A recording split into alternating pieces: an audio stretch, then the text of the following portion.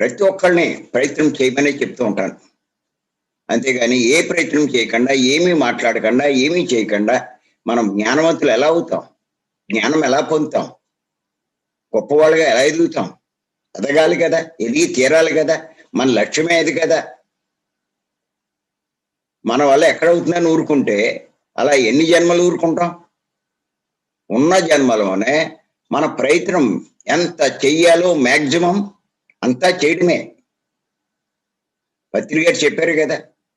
ఒక పూర్ణాత్మ నుంచి విడిపడినటువంటి అంశాత్మ.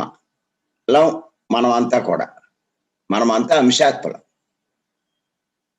మనకేమిటంటే మనకి నిర్దేశింపబడిన లక్ష్యం మళ్ళా పూర్ణాత్మ స్థాయికి ఎదగడమే. నువ్వు ఎదిగేదాకా.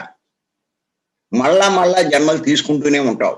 అది అక్కడ వాళ్ళు నిర్దేశించిన లక్ష్యం. అలా అంశాత్మగా విడిపడిన మనము మళ్ళా మన కృషితో మన యొక్క శ్రద్ధ, మన యొక్క కృషి ఇయన్నీ కలిపి ఆ జ్ఞానాన్ని పెంచుకుని మళ్ళా పూర్ణాత్మ స్థాయికి ఎదగాలి. ఇంక మనం అప్పుడు భూమి మీదకి రావాల్సిన పనేమి లేదు. దాన్నే నిర్వాణం అన్నా, మోక్షం అన్నా, ఎన్‌లైటన్‌మెంట్ అన్నా ఏదన్నా సరే. అది ప్రతి జన్మలో అంత పట్టుదల ఉండాలి.